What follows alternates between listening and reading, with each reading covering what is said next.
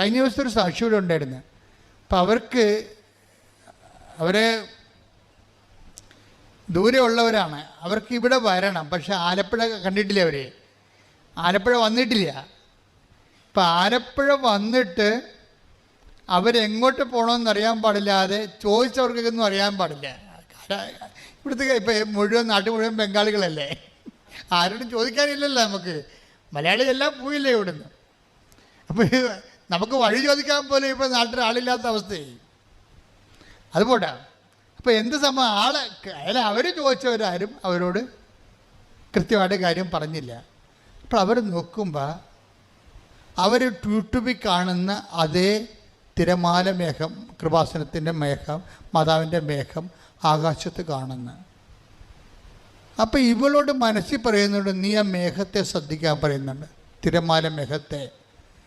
ഉടനെ ഈ സ്ത്രീ തിരമാല മേഘത്തെ ചോദിച്ചു, ചേട്ടാ ഇത് മാതാവിൻ്റെ മേഘമാണ്, നമുക്കിതിൻ്റെ കൂടെ പോകാമെന്ന് പറയും. നമ്മൾ ഞെട്ടിപ്പോയി. ശരിക്കും പറഞ്ഞാൽ ബൈബിൾ കാലഘട്ടത്തിൽ കിഴക്ക് കർത്താവിൻ്റെ നക്ഷത്രം, ഉണ്ണീശോയുടെ നക്ഷത്രം കണ്ടതുപോലെ ഇവരുടെ കൂടെ ഈ മേഘം തിരിച്ചു പോരും. അവർ പറയണം, ഞങ്ങൾ ഈ മേഘത്തിൻ്റെ കൂടെ പോകുന്നു. മേഘം എങ്ങോട്ടാണ് പോകണമെന്ന് നോക്കിയിട്ട് പോകുന്നു. ഇവിടെ വന്നപ്പോൾ മേഘം നിന്നെന്ന്, പിന്നെ മേഘം കാണാനില്ലെന്ന്. അത് വിശ്വാസം. ദൈവം എന്തറ്റ കൈ ചെയ്യും. നമുക്ക് ഉടമ്പടി ലോകത്തേക്ക് ഉടമ്പടി ലോകത്തിന് വേണ്ടി ദൈവം ഉദ്ഘാടനം ചെയ്തിരിക്കുന്നതാണ്. മാതാവ് സമയഘടികാരം നെറ്റിച്ചാർത്തി പ്രത്യക്ഷപ്പെട്ടുകൊണ്ട് ദുരന്തകാലത്ത് ദൈവിക പദ്ധതിയായിട്ട് ഉടമ്പടി ഓപ്പൺ ചെയ്തിരിക്കുന്നതാണ്. ഇനി ദൈവം ഇതിനോട് സത്യസന്ധത കാണിക്കുന്നത് ആരാണ്? അവരോടെല്ലാം ദൈവത്തിൻ്റെ തനിനിറം കാണും. ദൈവം എന്ത് ചെയ്യാൻ തയ്യാറാവും? അവരോടെ കൊണ്ടുവന്നാക്കി അവർ സാക്ഷ്യം പറയുമ്പോഴല്ലേ നമ്മളറിയണം ഇങ്ങനെയൊക്കെ സംഭവിച്ചെന്ന്. സാക്ഷ്യം പറയുമ്പോഴാണ് നമ്മൾ അറിയണത് ഇങ്ങനെയൊക്കെ സംഭവിച്ചെന്ന്. അപ്പോൾ ഇങ്ങനെയൊക്കെ സംഭവിക്കും. അത് ബൈബിളിൽ മാത്രമല്ല, ബൈബിളിൽ നടക്കുന്നതിനേക്കാൾ, അതായത് നമ്മൾക്കിതിൻ്റെ ജ്ഞാനസൂത്രങ്ങൾ അറിയണം. ഉടമ്പടിയുടെ ഒരു നോ ഹൗ അറിഞ്ഞു കഴിഞ്ഞാൽ, അതനുസരിച്ച് ഷാർപ്പ് ഷൂട്ട് ചെയ്ത് കഴിഞ്ഞാൽ നമുക്ക് ഹെവി ഡ്യൂട്ടി ചെയ്യാൻ പറ്റും. ഹെവി ഡ്യൂട്ടി എന്നൊക്കെ പറയുമ്പോൾ നിങ്ങൾക്കറിയാം, ഇപ്പോൾ ഹെവി ഡ്യൂട്ടി ചെയ്യണ എന്ത് സംഭവമാണ്? JCB ആണ് ഹെവി ഡ്യൂട്ടി ചെയ്യണം അല്ലേ? തെങ്ങൊക്കെ പണ്ട് ആനയെ കൊണ്ടുവന്ന് നമ്മൾ തെങ്ങ് പറപ്പിക്കുമായിരുന്നു. ഇപ്പം JCB അങ്ങോട്ടും ഇങ്ങോട്ടും മുട്ടി പറിച്ച് കൃത്യമായിട്ട് എടുത്തു. 1 മണിക്കൂർ കൊണ്ട് പണിയെല്ലാം കഴിയും. ഹെവി ഡ്യൂട്ടി എന്ന് പറയും അതിനെ. ഉടമ്പടിയുടെ ഒരു പ്രത്യേകത ഇങ്ങനെ ഹെവി ഡ്യൂട്ടി ചെയ്യണതാണ്. നിൻ്റെ ഡ്യൂട്ടി നിലവിലുള്ള പ്രാർത്ഥനാ ക്രമങ്ങൾ കൊണ്ട് നടന്നില്ലെങ്കിൽ പിന്നെ പുൾ ഔട്ട് ചെയ്യാനുള്ള മാർഗം ഉടമ്പടിയാണ്. ഞാൻ ഈ ഉടമ്പടി നേർച്ച വസ്തുക്കളെ കുറിച്ച് പറഞ്ഞാൽ എന്താണെന്ന് അറിയാമോ? ഒരിക്കലും ഞാൻ ഈ അമ്പലപ്പുഴ ഇടവക ഇരിക്കിരുന്നു. അമ്പലപ്പുഴ സെൻറ് തോമസ് പള്ളി. അപ്പം ഞാൻ അവിടെ ഒരു 6 കൊല്ലം ഇരുന്നു. 6 കൊല്ലം ഇരിക്കുന്ന സമയത്ത് ഒരു ദിവസം വർഗീസ് എന്ന് പറഞ്ഞൊരു സഹോദരൻ, അവിടുത്തെ ഗ്രിഗോറിയസ് പള്ളിയിലെ സഹോദരൻ എൻ്റെ അടുത്ത് വന്നു. അദ്ദേഹം അമ്പലപ്പുഴ ഹോസ്പിറ്റലിൽ വന്ന കുഞ്ഞിനെയും കൊണ്ട്. കുഞ്ഞിനെ എന്തോ ഒക്കെ അമീബിക്കായിട്ടുള്ള എന്തോ പ്രശ്നമുള്ളതുകൊണ്ട് കുഞ്ഞിനെ കാണിക്കാൻ വന്നു. കുഞ്ഞിന് അസുഖം തീരണില്ല. അപ്പോൾ അവർക്ക് പരിചയമുള്ള, ഈ വർഗീസ് സാറിന് പരിചയമുള്ള ഒരു സിസ്റ്ററുണ്ട്, പീഡിയാട്രിഷ്യൻ. അപ്പോൾ എന്താ വർഗീസ് സുഖമാണെന്ന് ചോദിക്കുമ്പോൾ സിസ്റ്റർ ആകപ്പാടെ കുഴപ്പത്തിലാണ് എന്ന് പറയും. പുള്ളി കോൺട്രാക്ട് പണി ചെയ്യണ ആളാണ്, റോഡുണ്ട് ചെയ്യുക. അപ്പോൾ അദ്ദേഹത്തിന് 2 JCB ഉണ്ട്. 2006 2 JCB ഉണ്ട്. അപ്പം അന്ന് കുട്ടനാടൻ വികസനം സ്വാമിനാഥൻ പ്രോജക്റ്റ് ചെയ്യുകയാണ്. അപ്പം അത് നടക്കുന്ന സമയത്ത് അവിടെ അന്ന് നാട്ടിൽ നമ്മൾ ഇതുപോലെ JCB ഇല്ല. അങ്ങേർക്ക് മാത്രമേ 2 എണ്ണം ഉള്ളൂ. വളരെ ഈ ജില്ലയിൽ തന്നെ JCB ഇല്ലായിരുന്ന ഒരു കാലമാണത്, 2005. അപ്പം ഇദ്ദേഹത്തിന് 2 JCB 1 എണ്ണം കുട്ടനാടൻ പ്രോജക്റ്റ് ചെയ്ത സമയത്ത് അവിടെ AC കനാലിൽ വീണ് ചെള്ളയെ കൊണ്ടുപോയി. നിങ്ങൾക്കറിയാമല്ലോ, JCB വീണ് കഴിഞ്ഞാൽ പിന്നെ പൊങ്ങാൻ പറ്റത്തില്ല. പിന്നെ എന്തുകൊണ്ടാണ് JCB പൊക്കാൻ? JCB എന്ന് പറയുന്നത് തന്നെ അതിൻ്റെ ഇരുമ്പ് വീല് തന്നെ ഏതാണ്ട് 2000-6000 ഒക്കെ ടണ്ണ് ഭാരമുള്ള സാധനമാണ്. ഇത് ചെള്ളേപ്പുണ്ട്. ഇവർ ചെയ്യാവുന്ന പരിപാടിയെല്ലാം ചെയ്ത് ക്രെയിനൊക്കെ കൊണ്ടുവന്നിട്ടും ഖലാസികളെ കൊണ്ടുവന്നിട്ടും JCB പൊങ്ങണില്ല. അപ്പം അതുകൊണ്ട് വർക്ക് നടക്കണില്ല. ഇനി അത് കിട്ടുമോയെന്ന് തന്നെ അറിയത്തില്ലെന്ന് പറഞ്ഞു. അപ്പോൾ സിസ്റ്റർ പറഞ്ഞ് ജെസ്സി അമ്മ ഇപ്പോഴും ഉണ്ട് അവിടെ, അവർ പറഞ്ഞ് അച്ഛനെ ഒന്ന് പോയി കാണുമെന്ന് പറഞ്ഞു. അപ്പോൾ വർഗീസ് അതിൻ്റെ വന്ന് എൻ്റെ വന്നിട്ട് പറഞ്ഞു, അച്ഛാ ഇങ്ങനൊരു സംഭവമുണ്ട്, JCB ചെള്ളേപ്പുണ്ട്, പൊങ്ങണില്ലെന്ന് പറഞ്ഞു. അപ്പം ഞാനിങ്ങനെയുള്ള കേട്ട് കഴിഞ്ഞാലോ ഒന്നും അയ്യോ അതിന് ഞാൻ എന്ത് ചെയ്യാനാണെന്ന് പറയത്തില്ല. ഞാൻ അകത്ത് തന്നെ അപ്പം തന്നെ പോയിട്ട് ഒരു കുരിശുരൂപ എടുത്തിട്ട് ഞാൻ വിശ്വാസ പ്രമാണം ചൊല്ലി. എന്നിട്ട് അതിൻ്റെ അകത്ത് എംപവർ ചെയ്യുന്ന പ്രേയറുണ്ട്, പ്രത്യേക പ്രേയറുണ്ട്. ആ വിശ്വാസ പ്രമാണം ചൊല്ലിയിട്ട് പ്രേയർ ചൊല്ലിയിട്ട് ഇദ്ദേഹത്തിന് കൊടുത്തു.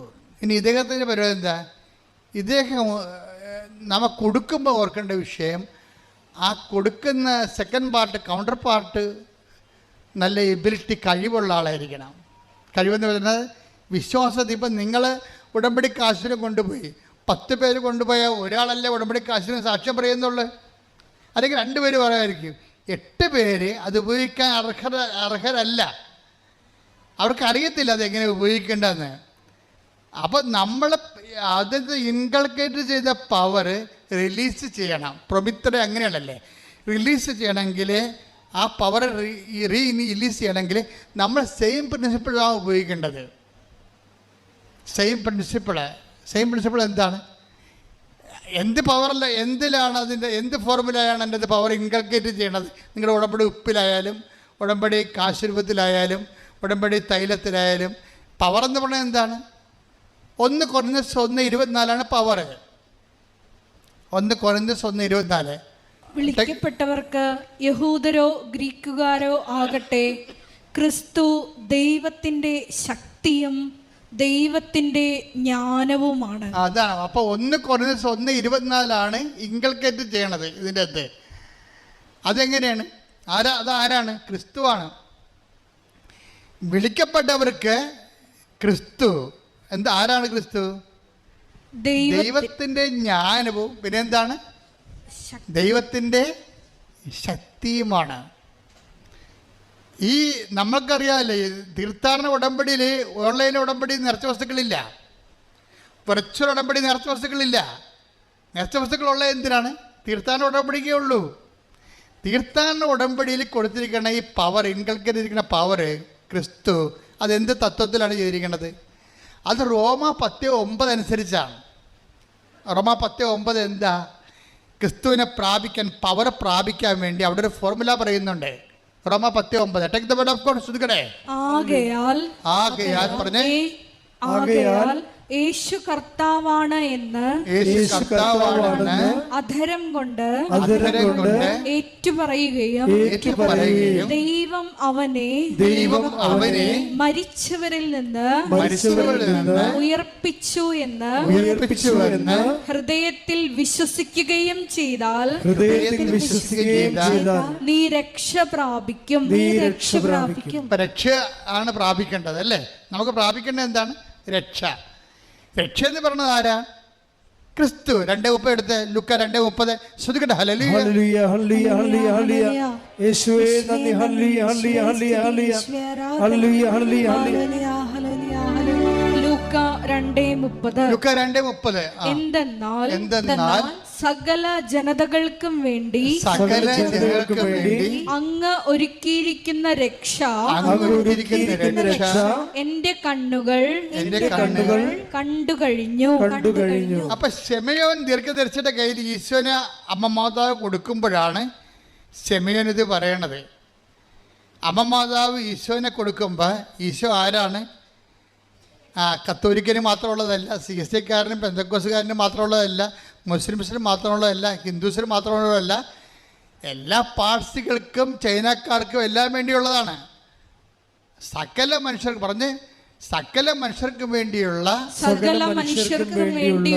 രക്ഷ ഞാൻ എൻ്റെ കണ്ണുകൊണ്ട് കണ്ടിരിക്കുന്നു. അപ്പൊ ശിമയോൻ കണ്ട സകല മനുഷ്യർക്കും വേണ്ടിയുള്ള രക്ഷ ആരാണ്? ക്രിസ്തുവാണ്. ക്രിസ്തു ബൈ സബ്സ്റ്റൻസ്, എസൻസ് ആരാണ്? 1 Corinthians 1:24 എന്താണ്? ദൈവത്തിൻ്റെ ജ്ഞാനമാണ്. ദാറ്റ് ഇസ് തിയറി, സിദ്ധാന്തം. എന്നുവെച്ചാൽ ക്രിസ്തുവിനെ അപ്ലോഡ് ചെയ്ത് കഴിഞ്ഞാൽ നീ നടക്കേണ്ട വഴി നിൻ്റെ മുഖത്ത് നോക്കി ഞാൻ നിന്നെ സങ്കീർത്തനം 32:8. ശ്രദ്ധിക്കട്ടെ. ഹല്ലേലൂയ, ഹല്ലേലൂയ, ഹല്ലേലൂയ, ഹല്ലേലൂയ. യേശുവേ നന്ദി. ഹല്ലേലൂയ, ഹല്ലേലൂയ, ഹല്ലേലൂയ. ഹല്ലേലൂയ, ഹല്ലേലൂയ, ഹല്ലേലൂയ. 32-ാം സങ്കീർത്തനം 8-ാം തിരുവചനം. 32-ാം സങ്കീർത്തനം 8-ാം വാക്യം. ഞാൻ നിന്നെ ഉപദേശിക്കാം, ഞാൻ നിന്നെ ഉപദേശിക്കാം, നീ നടക്കേണ്ട വഴി കാണിച്ചു തരാം, നീ നടക്കേണ്ട വഴി കാണിച്ചു തരാം, ഞാൻ നിന്റെ മേൽ ദൃഷ്ടി ഉറപ്പിച്ച് ഞാൻ നിന്റെ മേൽ ദൃഷ്ടി ഉറപ്പിച്ച് നിന്നെ ഉപദേശിക്കാം. നിന്നെ ഉപദേശിക്കാം. അപ്പൊ ക്രിസ്തു ആരാണെന്നാ പറഞ്ഞത്? 1 കൊരിന്ത്യർ 1:24 ദൈവത്തിൻ്റെ ജ്ഞാനവും, ജ്ഞാനം എന്ന് പറയുന്നത് തിയറി, ആശയം, എന്നാൽ ദൈവത്തിൻ്റെ ശക്തി, പ്രയോഗം. ഒരു തിയറി ഒരു പ്രാക്ടിക്കൽ ഉണ്ടാണെങ്കിൽ എന്ത് വേണം? ആദ്യം എന്ത് വേണം? തിയറി വേണം. ക്രിസ്തു ഒരേ സമയം തന്നെ ആരൊക്കെയാണ്? തിയറിയുമാണ് പ്രാക്ടിക്കലുമാണ്. ക്രിസ്തു എന്ന ശക്തിയെ നമ്മൾ അപ്ലോഡ് ചെയ്ത് കഴിയുമ്പോൾ നീ നടക്കേണ്ട വഴി നിൻ്റെ മുഖത്ത് നോക്കി ഞാൻ നിന്നെ ഉപദേശിക്കാം. അതുകൊണ്ടാണ് ക്രിസ്തു വണ്ടർഫുൾ കൗൺസിലർ എന്ന് പറയണത്. സമാധാന പ്രഭു, ശക്തനായ പിതാവ് എന്നൊക്കെ പറയും.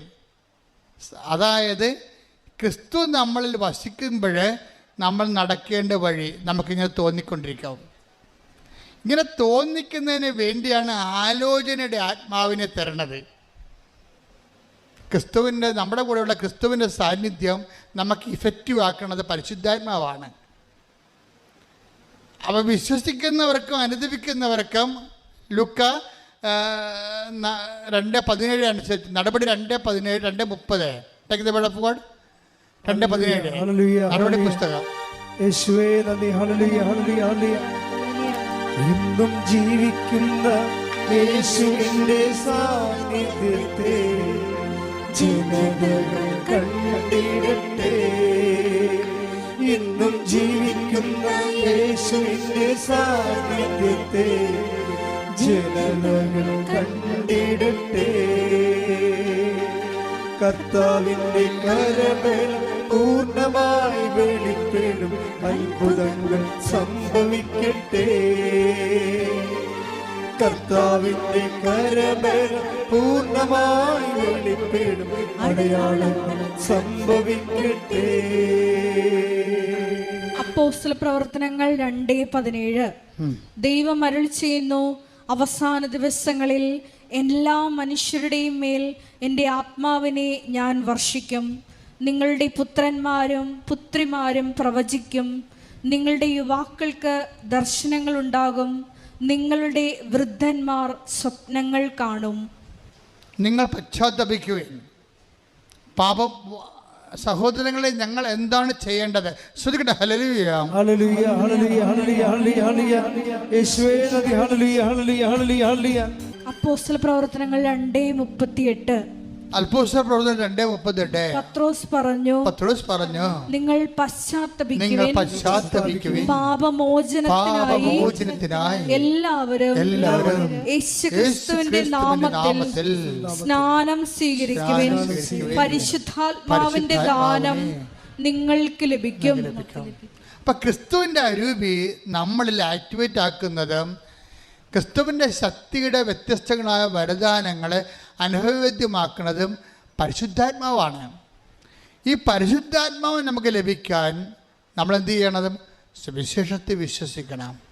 അതുകൊണ്ടാണ് സുവിശേഷത്തെ വിശ്വസിക്കുക. അതൊക്കെ മുമ്പ് എന്താ ചെയ്യേണ്ടത്? വിശ്വാസത്തിൻ്റെ ഭാഗമായിട്ടാണ് നമ്മൾ അനുതാപം വരേണ്ടത്. അപ്പം മർക്കോസ് 1:15 അതേസമയം തന്നെ നടപടി 2:38 ദൈവം മുന്നോട്ട് വെക്കുന്ന പ്രൈമറി കണ്ടീഷൻ അനുതാപമാണ്. അനുതാപത്തിലൂടെ ക്രിസ്തുവിന് നിങ്ങൾക്ക് ലഭിക്കുന്നു, അനുതാപത്തിലൂടെ ആത്മാവിന് നിങ്ങൾക്ക് ലഭിക്കുന്നു, അഭിഷേകത്തോടെ ദൈവത്തിൻ്റെ കൈയും കാലുമായി പ്രവർത്തിക്കാൻ നിങ്ങൾക്ക് ദൈവത്തിൻ്റെ വിളി ലഭിക്കുന്നു. തീർത്ഥാടന ഉടമ്പടിയിലെ വിശ്വാസ പ്രയോഗങ്ങളെക്കുറിച്ചാണ് ഇപ്പോഴും നമ്മൾ സംസാരിച്ചുകൊണ്ടിരിക്കുന്നത്. വിശ്വാസ പ്രയോഗത്തിന് നമുക്ക് എന്തുണ്ട്? ഒത്തിരി ഉണ്ട്. നീലത്തിരിയുണ്ട്, പച്ചത്തിരിയുണ്ട്, പിന്നെന്താണ്? ഉടമ്പടി ഉപ്പുണ്ട്, ഉടമ്പടി കാശുരൂപമുണ്ട്, പിന്നെന്താ ഉള്ളത്? ഉടമ്പടി തൈലമുണ്ട്. പക്ഷെ ഇതെല്ലാം ചെയ്യുമ്പോൾ നിങ്ങൾ റിച്വല് പോലെ അനുഷ്ഠാനം പോലെ കാട്ടിക്കൂട്ടുകയാണ് ചെയ്യണത്. അതുകൊണ്ടാണ് ചിലർക്കിത് ഫലമില്ലാതെ പോണത്. ഫലമുണ്ടാകാം, പക്ഷേ നമ്മൾ അതുകൊണ്ട് ഉദ്ദേശിക്കുന്ന ഫലം, ഇതിൻ്റെ ഫലം ഭയങ്കരമാണ്. ഞാൻ പറഞ്ഞ ജെസ്സിയുടെ കാര്യം പറഞ്ഞില്ലേ, ഞാൻ ആ പവർ ഇൻകൾക്കേറ്റ് ചെയ്ത് അദ്ദേഹത്തെ കൊടുത്തിട്ട് പറഞ്ഞ് നിങ്ങളൊന്നും ചെയ്യണ്ട, JCB ഏത് ചെള്ളയൊക്കെ പൊണ്ട് കിടന്നാലും ശരി, ഈ കുരിശ് അതിനെ കെട്ടുക, വിശ്വാസ പ്രമാണം കെട്ടുമ്പോൾ ചെല്ലണം, കെട്ടിക്കഴിഞ്ഞ് ചെല്ലണം, എന്നിട്ട് നിങ്ങൾ വരിക്കാൻ പറയും. അപ്പോൾ ആ മനുഷ്യർക്ക് എളുപ്പം ജീവിച്ചിട്ടുണ്ടല്ലോ. അദ്ദേഹമാണ് ഇപ്പോൾ ഈ ഇതിൻ്റെ സബ് എടുത്തിരിക്കുന്നത്, നമ്മുടെ ഹൈവേയുടെ. അതായത് ഈ വിശ്വാസ പ്രമാണം നിങ്ങളോട് പറഞ്ഞിട്ടുണ്ട് ഞാൻ, അല്ലേ? ഇല്ലേ? എന്താ കാര്യം വെച്ച് കഴിഞ്ഞാൽ അത് പുള്ളൗട്ട്, വാഗ്ദാനം പുള്ളൗട്ട് ചെയ്യുന്ന ഫോർമുലയാണത്. നമുക്കറിയാമല്ല, ക്രിസ്തു എല്ലാത്തിനകത്തും വേണ്ടത് ഓരോ വിഷയത്തിനും ഓരോ തരം ശക്തിയാണ് വേണ്ടത്. അപ്പം ആ ശക്തി എല്ലാം കൂടിയാണ് ക്രിസ്തു. അതാണ് പൗലോസ് അപ്പോസ്തലൻ പറയണത്. ക്രിസ്തു കൊളോസ്യസ് 3:11 take the word of God. ശ്രദ്ധിക്കട്ടെ. ഹല്ലേലൂയ ഹല്ലേലൂയ ഹല്ലേലൂയ ഹല്ലേലൂയ. യേശുവേ നന്ദി. ഹല്ലേലൂയ ഹല്ലേലൂയ ഹല്ലേലൂയ. ക്രിസ്തു എല്ലാമാണ്, എല്ലാവരിലുമാണ്. അതാണ് സംഭവം. ക്രിസ്തു എന്ന് പറഞ്ഞേ, ക്രിസ്തു എല്ലാമാണ്, എല്ലാവരിലുമാണ്. പിശാച് എന്താ ചെയ്തിരിക്കണമെന്ന് വെച്ച് കഴിഞ്ഞാൽ ക്രിസ്തുവിനെ കൊണ്ടുവന്നിട്ട് നിത്യരക്ഷ പറഞ്ഞിട്ട് മരണം കഴിഞ്ഞ് മാത്രം പ്രാപിക്കേണ്ട എന്തോ ഒരു സംഭവമായിട്ട് റെഡ്യൂസ് ചെയ്ത് കളഞ്ഞു. എന്നിട്ട് ഇവിടെ ക്രിസ്തുവിനെ സ്വീകരിച്ച ക്രിസ്ത്യാനിയും കുറിച്ചിട്ടുകൊണ്ട് വെള്ളം ഒടിച്ചു കണക്കുകയാണ് വെളിവില്ലാതെ. See what is happen? നമ്മുടെ ജീവിതത്തിൻ്റെ എല്ലാ മണ്ഡലങ്ങളും ക്രിസ്തുവിന് നമ്മളെ പ്രയോജിപ്പിച്ചിട്ടില്ല. പക്ഷെ ബൈബിളിൽ നൽകുന്ന ക്രിസ്തു ആരാണ്? കൊളോസ്യസ് 3:11 എന്താണത്? ഏറ്റു പറഞ്ഞേ, ക്രിസ്തു എല്ലാമാണ്, എല്ലാവരിലുമാണ്. അപ്പൊ എല്ലാമാണെന്ന് പറയുമ്പോൾ തന്നെ നമുക്ക് മനസ്സിലായി ഐഹികമുണ്ട്, പാരത്രികമുണ്ട്. അതിൻ്റെ അകത്ത് ഈ ഭൂമിയിൽ എന്തെല്ലാം പ്രശ്നമുണ്ടെങ്കിലും ക്രിസ്തു അത് കൈകാര്യം ചെയ്യും. ഞാനിവിടെ എന്താ പറഞ്ഞിരിക്കണേ, നിങ്ങൾ JCB റോപ്പ് കെട്ടിയിട്ട്, ഇരുമ്പ് റോപ്പാ കുരിശുരൂപം കെട്ടിയിട്ട് വിശ്വാസപ്രമാണം ചൊല്ലി കെട്ടണം. വിശ്വാസപ്രമാണം ചൊല്ലി കെട്ടുമ്പോൾ എന്താ സംഭവിക്കണത്? വിശ്വാസ പ്രമാണം എന്ന് പറഞ്ഞാൽ എന്താണ്? അതിൻ്റെ ടാബാണ് നിങ്ങൾക്ക് തന്നിരിക്കുന്നത്. ടാബ്ലറ്റ് നമ്മൾ പറഞ്ഞില്ലേ, ഇപ്പം മീൻ എണ്ണ എന്നൊക്കെ പറയുമ്പോൾ വലിയൊരു മീനിന് അതിൻ്റെ വിറ്റാമിൻസ് എക്സ്ട്രാക്ട് ചെയ്തിട്ടാണ് മീൻ ഗുളിക ഉണ്ടാക്കുന്നത്. ഇതുപോലെ ആത്മീയ വിറ്റാമിൻ്റെ എല്ലാം മീൻ ഗുളിക പോലുള്ള ഒരു ഗുളികയാണ്, ക്യാപ്സ്യൂളാണ് വിശ്വാസപ്രമാണം. അതിനകത്ത് ഇൻക്ലൂഡ് ചെയ്തിരിക്കുന്നത് എന്താ ചെയ്തിരിക്കേണ്ടത്? യേശു കർത്താവാണെന്ന് അതരം കൊണ്ട് ഏറ്റുപറയും. യേശു കർത്താവാണെന്ന് അതരം കൊണ്ട് ഏറ്റുപറയണതും ഒന്ന് പറഞ്ഞ യേശു കർത്താവാണെന്ന് അതരം കൊണ്ട് ഏറ്റുപറയുകയും ദൈവം അവനെ മരിച്ചവരിൽ നിന്ന് ഉയർപ്പിച്ചെന്ന് ഹൃദയത്തില് വിശ്വസിക്കുകയും ചെയ്യും. അപ്പോഴ് രക്ഷ ക്രിസ്തുവിനെ പ്രാപിക്കുന്നു. അതാണ് ഫോർമുല. അതാണ് എന്താണ്?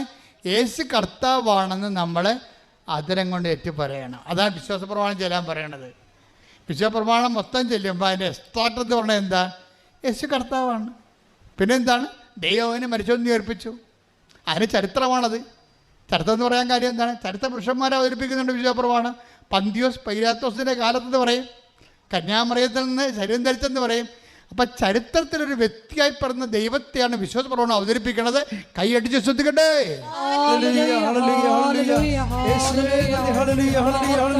പരിശുദ്ധ പരമദിവ്യകാരുണ്യത്തിന്. അതായത് ഇവിടെ ലിങ്കിങ്ങും ലൂപ്പിങ്ങും വരുന്ന രണ്ട് വചനങ്ങൾ തമ്മിലാണ്. എന്താണ്? അതായത് കൊളോസ്യസ് 3:11 എന്താണത്? ക്രിസ്തു എല്ലാമാണ്. അതിൻ്റെ തൽഭവവും തത്സമവും തന്നെയാണ് എന്ത്? ക്രിസ്തു കർത്താവാണെന്നുള്ളത്. റോമ 10:9. അപ്പോൾ റോമ 10:9 ക്രിസ്തു കർത്താവാണെന്ന് പറയണത് നമ്മൾ പറയാതെ പറയണത് ക്രിസ്തു എല്ലാത്തിൻ്റെയും കർത്താവാണ്. അടുത്ത വചനം എന്താണ്? ദൈവവനെ മരിച്ചവർ ഉയർപ്പിച്ച കൊണ്ട് അവൻ ജീവന്റെയും കർത്താവാണ്. കൈയടിച്ച് ശ്രദ്ധിക്കട്ടെ. ഹല്ലേലൂയ. ഈ ഒരു സംഭവമാണ് യേശു കർത്താവാണ്, യേശു എല്ലാമാണ് എന്ന് നമ്മൾ അധരം കൊണ്ട് ഏറ്റുപറയുന്നു. യേശു കർത്താവാണെന്ന് എന്ന് വെച്ച് കഴിഞ്ഞാൽ എല്ലാത്തിൻ്റെയും കർത്താവ്. JCB ചെള്ളപ്പൂണ്ടാലും മനുഷ്യൻ പരാജയപ്പെട്ടാലും അതിനെ തിരിച്ചെടുക്കുന്ന ശക്തിയും യേശുവിൻ്റെതാണ്. കാര്യം എന്താണ്? ലോകത്തിലെ ബലാബലങ്ങളെല്ലാം സൃഷ്ടിച്ച, ബലനിയമങ്ങൾ സൃഷ്ടിച്ച കർത്താവാണ് ബലനിയമങ്ങളുടെയും കർത്താവ്. അങ്ങനെയാണത് സഞ്ചരിക്കണത്. അപ്പോൾ എന്താ ചെയ്യിക്കണത്? അത് നമ്മൾ പ്രഖ്യാപിക്കണം, അധരം കൊണ്ട് പ്രഖ്യാപിക്കണം, ഹൃദയത്തിൽ വിശ്വസിക്കണം. അതിനാണ് വിശ്വാസപ്രമാണം എന്ന് പറയണത്. വിശ്വാസപ്രമാണം ചൊല്ലി ചില മുട്ടയെന്ന് ചെല്ലും, ചില വിശ്വസിച്ച് ചെല്ലും. പക്ഷെ അതിൻ്റെ കണ്ടൻറ്റ് വൈസ് എല്ലാം കറക്റ്റായിരിക്കണം. അല്ലാതെ വിശ്വാസപ്രമാണികളാണെന്നൊക്കെ പറഞ്ഞുകൊണ്ട് ചില അമ്മാമ്മമാർ പരില്ലായി എല്ലി ബോധമില്ലാതെ പറയണമല്ല. അത് കുടുംബപ്രാർത്ഥന ചെല്ലുമ്പോഴൊക്കെ മനസ്സിലാകും. കുടുംബപ്രാർത്ഥനയൊക്കെ വിശ്വാസപ്രമാണം ചെല്ലാൻ കേൾക്കുമ്പോൾ അറിയാൻ പറ്റും ഇതൊന്നും വിശ്വാസമില്ല, ചുമ്മാ ഞാനാണ് കർത്താവെങ്കിൽ പുറകെ വന്ന് തലക്കെട്ട് അടിക്കുകയുള്ളൂ പിടിച്ച്. അല്ല, വിശ്വാസപ്രമാണം ചെല്ലുമ്പോൾ അതിൻ്റെ അർഹിക്കുന്നൊരു പവറുണ്ട്. അത് നമ്മുടെ അധരത്തിൽ നിന്ന് പോകുമ്പോൾ അതിൻ്റെ വേര് ഹൃദയത്തിലുണ്ടായിരിക്കണം. അങ്ങനെ വരുമ്പോൾ എന്നാ സംഭവിക്കണത്? പവറ് ഈ പവറ് നമുക്കറിയാമല്ലോ, 1 Corinthians 1:24 ക്രിസ്തു ദൈവത്തിൻ്റെ ജ്ഞാനവും ദൈവത്തിൻ്റെ ശക്തിയുമാണ്. ഈ ശക്തിയാണ് നമ്മളിതിന് ഉപയോഗിക്കണത് വിശ്വാസപ്രമാണത്തിലൂടെ. ഒരു പ്രാവശ്യം വരച്ചുള്ളൂ വർഗീസിൻ്റെ ആൾക്കാർ, 2 പ്രാവശ്യം വരച്ചില്ല. JCB കലക്ക് വന്ന് ഇതെന്താ പ്രശ്നത്തിന്? പ്രയോഗമാണ് ഈ പ്രശ്നം. നിങ്ങളുടെ കയ്യിലിരിക്കുന്ന നേർച്ച വസ്തുക്കൾ ഇതുപോലെ തന്നെ പവറിങ്കൽക്കര് ചെയ്തതാണ്. എത്രയോ പ്രാവശ്യം അച്ഛൻ പ്രാർത്ഥിച്ച് അതിൻ്റെ പ്രത്യേക പ്രാർത്ഥന വിധി അനുസരിച്ച് ആണ് എൻ്റെ പവർ. നിങ്ങളത് ഉപയോഗിക്കുമ്പോൾ പക്ഷെ ഉള്ള പ്രശ്നം എന്ന് വെച്ച് കഴിഞ്ഞാൽ, നിങ്ങളെ പല്ല് തേക്കാതെ പൊട്ടും കടലും അടിക്കുന്ന കുറേ കമ്പനിക്കാരുണ്ട് ഇതിൻ്റെ അകത്ത്.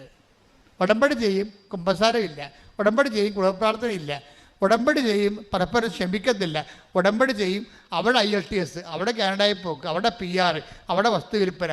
ഇത് മാത്രം ജ്വരം. ഇതാണ് പല്ല് തേക്കാതെ പൊട്ടും കടലും അടിക്കുന്ന പാർട്ടി. അപ്പോൾ അത് ദൈവം സത്യസന്ധരല്ലെങ്കിൽ ഉടമ്പടി ചെയ്യാൻ പറ്റത്തില്ല. നിങ്ങൾ ഉടമ്പടിയോട് സത്യസന്ധരായിരിക്കണം. നിങ്ങൾ സത്യസന്ധരായിരുന്ന ദൈവത്തിനൊരു കുഴപ്പമുണ്ട്. ഈ കമ്പ്യൂട്ടർ പോലെയാണ്. ദൈവം സത്യമായത് കാരണം ചെറിയ ഒരു മിസ്റ്റേക്ക് പോലും ഷട്ട് ഡൗൺ ആയി പോകും. സത്യം എന്ന് പറയുമ്പോൾ എനിക്ക് പേടിയാണ്.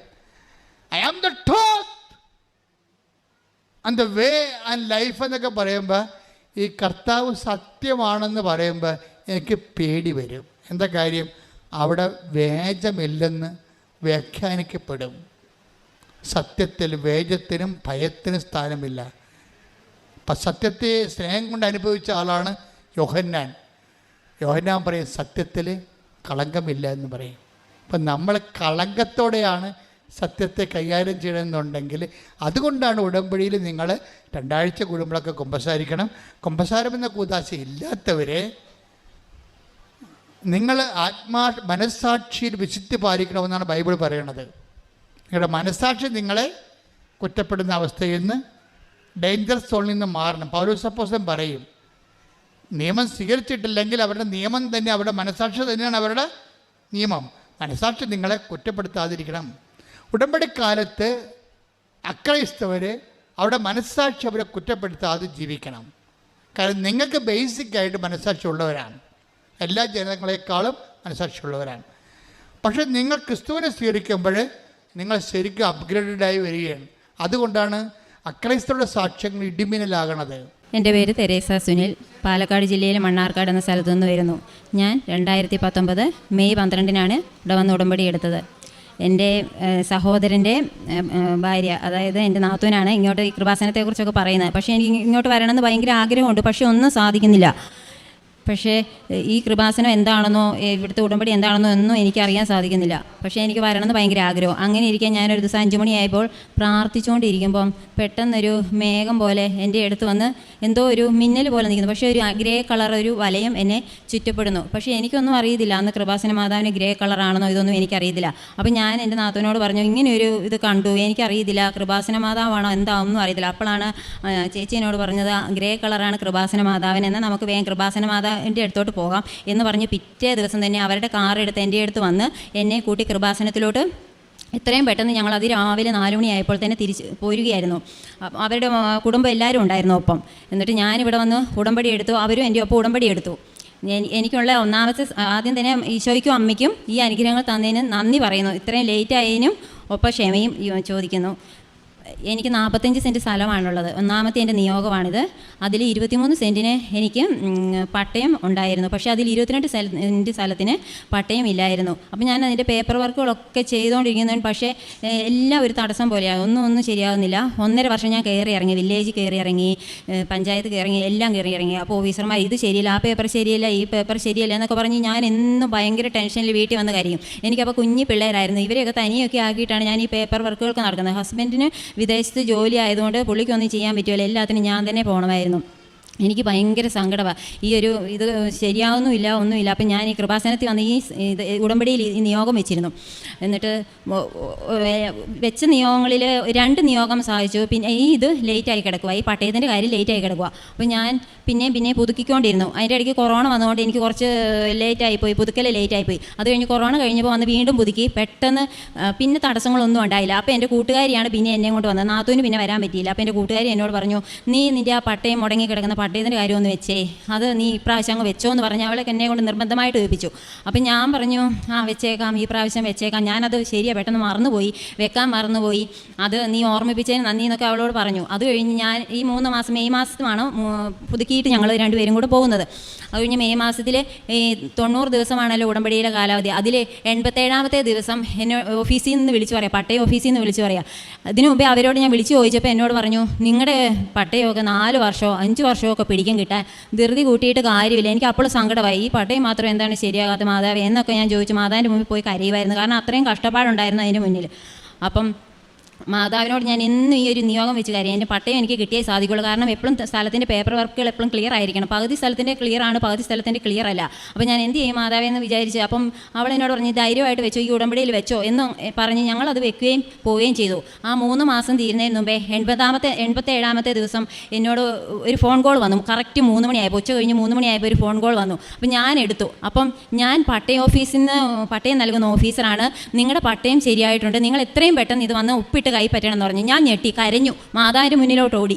ഞാൻ ഒരുപാട് അലഞ്ഞു, ഇതിന് വേണ്ടിയിട്ട് ഒരുപാട് അലഞ്ഞു. ആരും എനിക്ക് സഹായമില്ലായിരുന്നു. എൻ്റെ ഈശോയും എൻ്റെ മാതാവും മാത്രമേ സഹായമുള്ളായിരുന്നു ഈ പട്ടയം ലഭിക്കുവാൻ. എൻ്റെ ഈശോയ്ക്കും തിരുക്കുവാനും 4 വർഷം 5 വർഷം പിടിക്കുമെന്ന് പറഞ്ഞ പട്ടയം 87ാമത്തെ ദിവസം അവരെന്നോട് വന്ന് ഒപ്പിട്ട് കൈപ്പറ്റി പോകാൻ വേണ്ടി ഓഫീസിൽ നിന്ന് വിളിച്ചു പറഞ്ഞു. എൻ്റെ അമ്മയ്ക്കും ഈശോയ്ക്കും ഒരുപാട് നന്ദി. എങ്ങനെ നന്ദി പറയണമെന്ന് എനിക്കറിയത്തില്ല. ആ പട്ടയം അത്രയ്ക്കും അലഞ്ഞിട്ടുണ്ട്. അതുകൊണ്ടാണ് എനിക്ക് ഇത്രയും ടെൻഷനും വിഷമങ്ങളും. എൻ്റെ കുഞ്ഞു പിള്ളേരാണ്, അവരെ ഇട്ടിട്ടാണ് ഞാൻ ഇതിലെല്ലാം ഓടിക്കൊണ്ടിരുന്നത്. ഈ 2ാമത്തെ എൻ്റെ നിയോഗം എന്ന് പറയുന്നത്, എൻ്റെ ഭർത്താവിനും എനിക്കും ഫാമിലിയായി കുഞ്ഞു പിള്ളേരുമായിട്ട് ഞങ്ങൾ 11 വർഷം കഴിഞ്ഞു കല്യാണം കഴിഞ്ഞിട്ട്. ഞങ്ങൾ ചേട്ടായിക്ക് കുവൈറ്റിലായിരുന്നു ജോലി. പക്ഷേ എന്ത് നോക്കിയാലും, ഞാനൊരു സ്റ്റാഫ് നേഴ്സാണ്, പക്ഷേ എനിക്ക് എങ്ങനെ നോക്കിയാലും ശരിയാകുന്നില്ല. അവിടെ ചെല്ലുമ്പോഴൊക്കെ തടസ്സം. ഞാൻ 2-3 പ്രാവശ്യം കുവൈറ്റിന് പോയി, പക്ഷേ ഒന്നും ശരിയായില്ല. ഞാൻ തിരിച്ചു വന്നു. അപ്പോൾ എല്ലാവരും എന്നെ കുറ്റപ്പെടുത്തും, ജോലിയൊന്നും ശരിയായില്ല, പിള്ളേരെ നോക്കി ഇരിക്കാൻ വേണ്ടിയിട്ടാണോ ഇത്രയും കോഴ്സ് പഠിച്ചേച്ചിരിക്കുന്നു എന്നൊക്കെ പറഞ്ഞ് ഒരുപാട് ആക്ഷേപങ്ങൾ ഞാൻ കേട്ടു. പക്ഷേ ഞാനപ്പം ഈശോയിലും മാതാവിലും വിശ്വസിക്കുന്നതുകൊണ്ട് ഈ ഉടമ്പടി എടുത്തിരിക്കുന്നത് കൊണ്ടും എനിക്കൊരു ദൃഢബോധ്യം ഉണ്ടായിരുന്നു, എൻ്റെ മാതാവ് എൻ്റെ കാര്യത്തിൽ എന്തെങ്കിലും ഇടപെടും എന്നുള്ള ബോധ്യം ഉണ്ടായിരുന്നു. ഞാൻ ഈ ഉടമ്പടിയിൽ തന്നെ വിശ്വസിച്ച് പ്രാർത്ഥിച്ചുകൊണ്ടിരുന്നു. അങ്ങനെ ഇരിക്കെ കൊറോണ വന്നപ്പം എൻ്റെ ഭർത്താവിൻ്റെ കുവൈറ്റിലുള്ള ജോലിക്കും കൂടെ തടസ്സമായി. ഭർത്താവും തിരിച്ചു പോന്നു. അപ്പം ഞങ്ങൾ 2 പേരും ജോലിയില്ലാത്തവരായി. അപ്പം ഞങ്ങൾക്ക് ഒന്നും കൂടെ സഹനങ്ങൾ സഹിക്കേണ്ടി വന്നു. സഹിക്കേണ്ടി വന്നെന്ന് പറഞ്ഞാൽ ഏതൊക്കെ രീതിയിലുള്ള സഹനങ്ങൾ ഒരു ജോലിയില്ലാത്ത അവസ്ഥയിൽ സഹിക്കേണ്ടി വരും, ആ അവസ്ഥകളെല്ലാം ഞാൻ നേരിട്ടു. പക്ഷേ എനിക്കൊരു ബുദ്ധിമുട്ടും ഉണ്ടായില്ല. എൻ്റെ അമ്മ എൻ്റെ കൂടെ ഉള്ളതിനാൽ എനിക്കെല്ലാം സാധ്യമാവുമെന്ന് ഞാൻ വിശ്വസിച്ചുകൊണ്ട് പ്രാർത്ഥിച്ചുകൊണ്ടിരുന്നു. പക്ഷേ കഴിഞ്ഞ 2021 ഒക്ടോബറിൽ ഭർത്താവിൻ്റെ ജോലി നഷ്ടപ്പെട്ടു. പക്ഷേ 2022 ഒക്ടോബറിൽ തന്നെ തിരികെ ഈറോഡ് എന്ന സ്ഥലത്ത് ഞങ്ങൾക്ക് ഫാമിലിയായി ഒരുമിച്ച്, പിള്ളേർക്കും എനിക്കും എല്ലാവർക്കും കൂടി ഒരുമിച്ച് ഫാമിലിയായി നല്ലൊരു വീട്ടിൽ താമസിക്കാൻ അമ്മ മാതാവും ഈശോയും അനുവദിച്ചു. മൂന്നാമതായിട്ട് എനിക്ക് പറയാനുള്ളത്, ഞങ്ങളുടെ ഈ 45 സെൻറ്റ് സ്ഥലത്തിൽ വീടിൻ്റെ ഒരു സൈഡിലായിരുന്നു കിണർ. അപ്പോൾ ആ കിണർ കുഴിക്കുമ്പം അതിന് ഭയങ്കര ആഴത്തിലായിരുന്നു ആ കിണർ കുഴിച്ചുകൊണ്ടിരുന്നത്.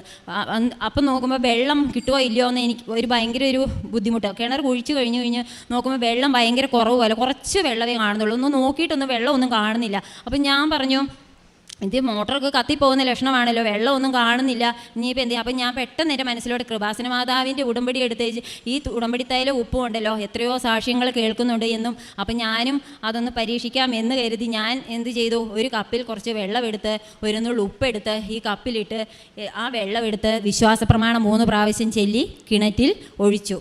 പിന്നെ അന്ന് മുതൽ ഇന്ന് വരെ കിണറ്റിൽ വെള്ളത്തിൻ്റെ പ്രശ്നമേ ഇല്ല. ഇഷ്ടമാതിരി മറ്റുള്ളവർക്കും കൂടിയുള്ള വെള്ളമുണ്ട്. കിണർ ഒരു മീഡിയം ലെവലായിട്ട് വെള്ളം എപ്പോഴും തന്നുകൊണ്ടിരിക്കുന്നു, ഒട്ടും താന്നിട്ടില്ല. ഒരു ശകലം പോലും വെള്ളത്തിന് താഴ്ചയില്ല.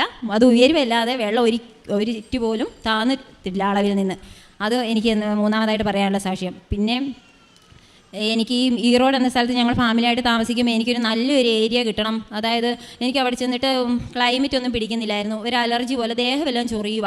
അപ്പം ഞാൻ പറഞ്ഞു, മാതാവേ നീയല്ലേ എന്നെ അങ്ങോട്ട് കൊണ്ടുപോയി, ഞാൻ ഇത്രയും പ്രാർത്ഥിച്ച് നല്ല ജോലിയും തന്നു, അപ്പം എന്നെ അങ്ങോട്ട് മാറ്റുകയും ചെയ്തു, അമ്മ അറിയാതെ ഒന്നും സംഭവിക്കുന്നില്ലല്ലോ, എനിക്ക് എങ്ങനെ ഇവിടെ പിടിച്ചു നിൽക്കാൻ പറ്റും, ഈ ദേഹമെല്ലാം ഇങ്ങനെ ചൊറിഞ്ഞാൽ എനിക്കിവിടെ പിടിച്ചു നിൽക്കാനുള്ള കൃപ നൽകണമേ എന്ന് പറഞ്ഞ് ഞാൻ ഈശോയുടെ അമ്മയോട് എന്നും പ്രാർത്ഥിച്ചു. ഉടമ്പടി തൈലം ദേഹത്ത് ഒരു തുള്ളി എടുത്ത് ഫുള്ള് ഇങ്ങനെ തൂക്കി തടവി അമ്മയോടും ഈശോയോടും പ്രാർത്ഥിച്ചുകൊണ്ടിരുന്നു.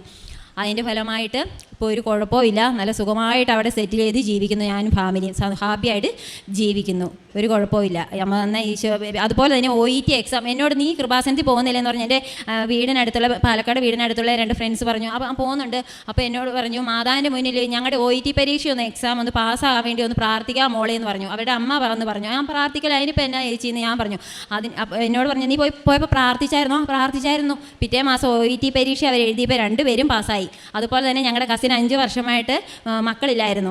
അപ്പോൾ എന്നോട് അവരും പറഞ്ഞു, മോളോ പോകുന്നതല്ലേ, ഞങ്ങളുടെ കാര്യം കൂടെ അമ്മ മാതാവിനോടൊന്ന് പറയണം, ഞങ്ങൾ വന്ന് പിന്നെ സാക്ഷ്യം പറഞ്ഞോളാം, മോൾ പോകുമ്പോൾ ഒന്ന് പറഞ്ഞാൽ മതി എന്ന് പറഞ്ഞാൽ ശരി ആയിക്കോട്ടെ. ഞാൻ എന്നിട്ട് ഇവിടെ വന്ന 2019 ആ സമയത്ത് അമ്മ മാതാവിനൊരു എഴുതിയിട്ടു. ഈ ഇത്രയും പേര് എന്നോട് ഈ ഓരോ കാര്യങ്ങൾ ആവശ്യപ്പെടുന്നുണ്ടോ, അമ്മയെ മാതാവേ, ഞാനല്ല അമ്മയുടെ മകനോട് പറഞ്ഞ് ഈ കാര്യങ്ങളെല്ലാം ചെയ്തു തന്നോണം, ഞാനിതെല്ലാം കേട്ട് ഇവിടെ വന്ന് പ്രാർത്ഥിച്ചു പോകുന്നു, അമ്മയാണ് മകനോട് പറഞ്ഞ് ഇതെല്ലാം ചെയ്യേണ്ടത് എന്ന് പറഞ്ഞ് ഇവിടെ വന്ന് സമർപ്പിച്ചു ആ കത്ത്. പക്ഷേ അവർക്കും അത്ഭുതകരമായി പിറ്റേ വർഷം നല്ലൊരു ആൺകുഞ്ഞിന് ജന്മം അവർ കൊടുത്തു.